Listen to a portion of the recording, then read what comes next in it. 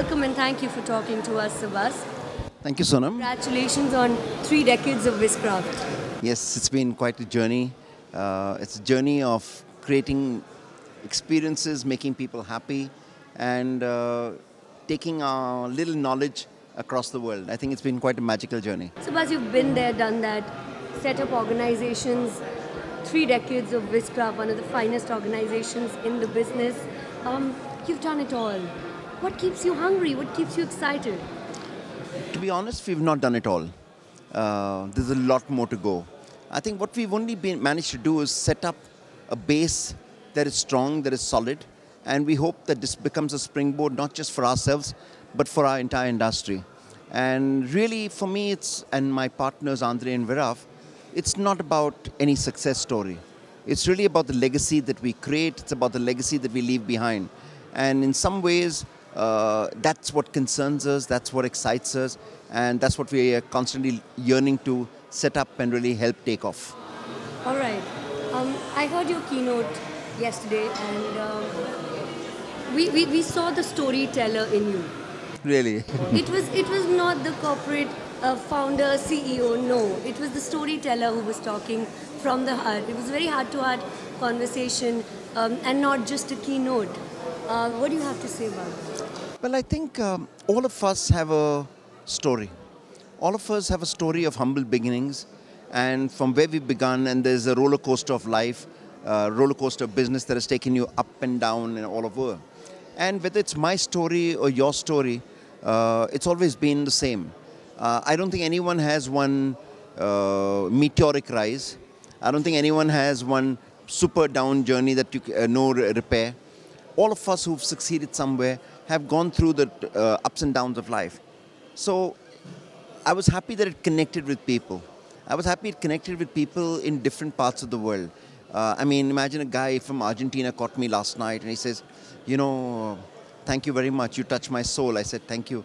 He said, I'm sorry, but you also made me cry. And I said, oh, and he was really happy about it. A lady from China, similar story.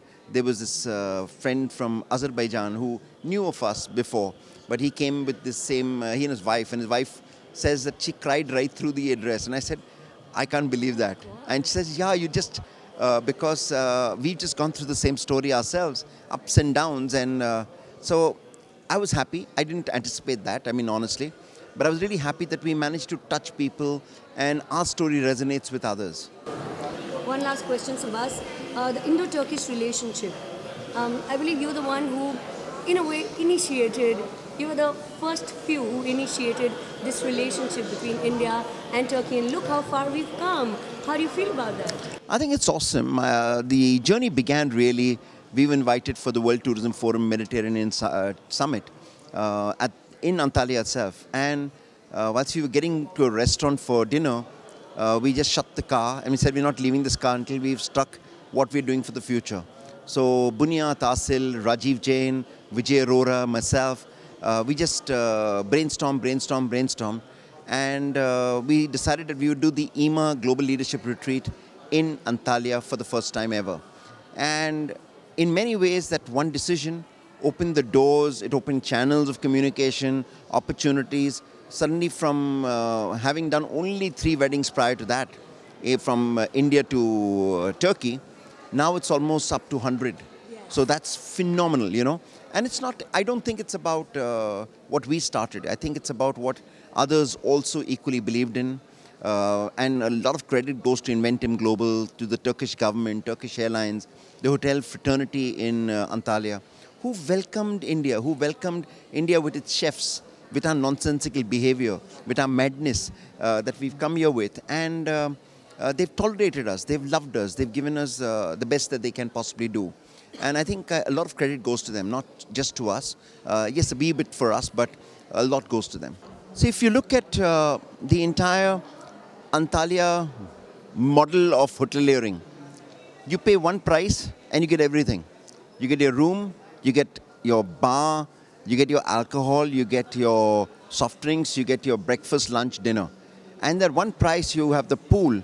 Suddenly it's operating at scale but at economies. For a person it's economical, but it's operating at incredible scale. Each hotel is 5,000 rooms, 3,000 rooms, 10,000 rooms. I mean, that's scale really of another nature. And they're making money. They're doing very well. Hotels are very well kept and maintained. So it's all of that. I think we have a lot to learn from Antalya.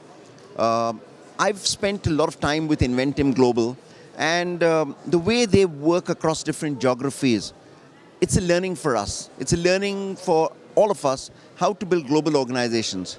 Frugal, great ideas, tremendous commitment, and go all the way. Keep watching Event TV Live as we bring you more such updates. Thank you.